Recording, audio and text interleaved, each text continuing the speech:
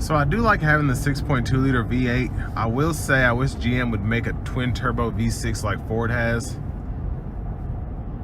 because most people are not going to use this V8 to its full potential, and still turbos are just more fun in my opinion, but still great engine in terms of power output.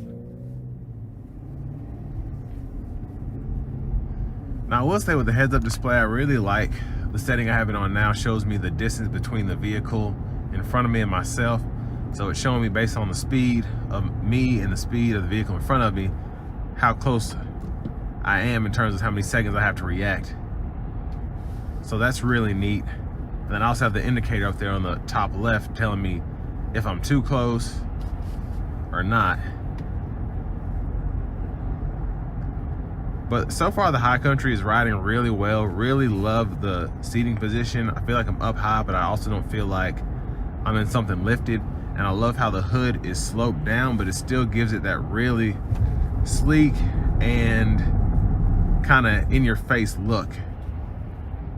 It doesn't stick out, but it does look nice and expensive.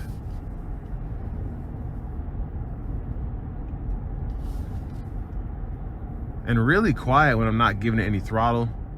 And I like that I'm not hearing a lot of tire noise right now, even with these 22s on here.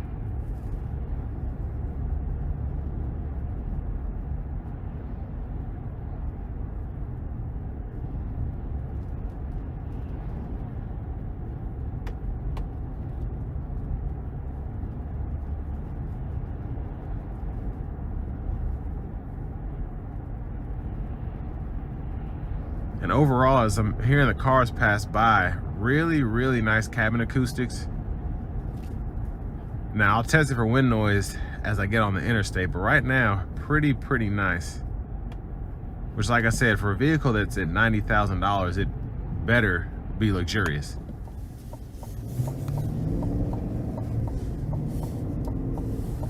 So now I'm gonna take this Tahoe down a twisty back road and just see how confident it feels as I give it just a little bit of juice through these corners.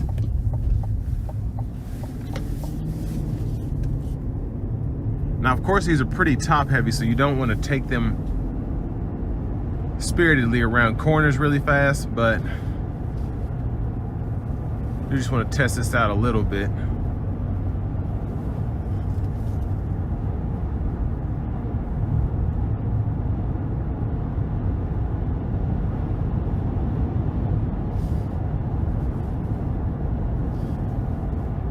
But honestly, this vehicle does feel planted to the ground, and very little body roll, surprisingly. Really stays connected throughout the entire vehicle as I take these sharp curves. That was very nice.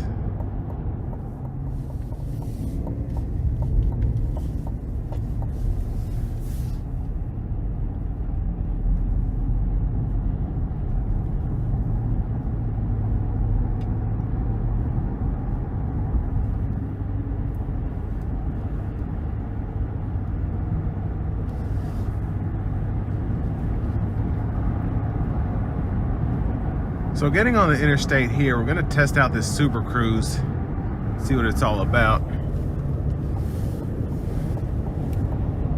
Because this is the first Tahoe I've been in that actually has it.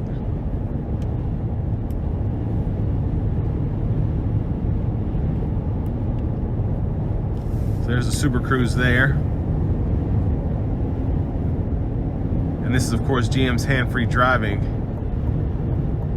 And there's the auto lane change. Yeah, just a really good overall system.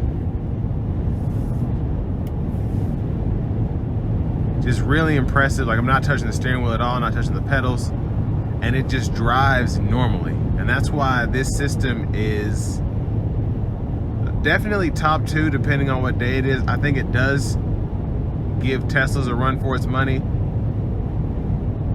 especially with just how clean it is. It's not as glitchy as Teslas, in my opinion.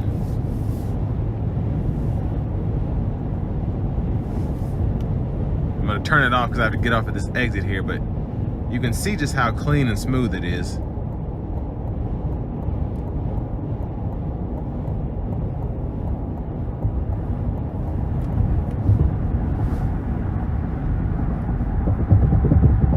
And that was just a short demonstration. I wish I had more time because, like I said, it's really my favorite system, but it's just so great, so relaxing. I like it. I have a Mustang Mach-E and I like this system better than Blue Cruise. I like it better than Tesla's Autopilot.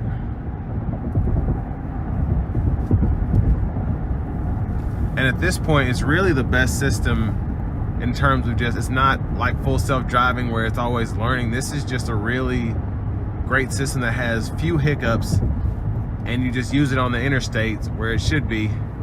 And then I think they're gonna have a system out for 2-lane highways, or 4-lane highways, I guess, coming soon, and I'm excited about that. And see, it even says construction zone, drive with care. Which I don't think it is still a construction zone, but it's nice to know that it kind of senses that kind of stuff.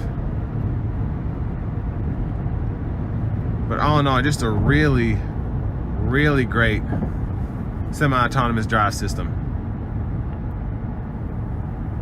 But then on top of that, the ride has been fantastic. I don't want to leave that out. Really smooth, almost Escalade-like.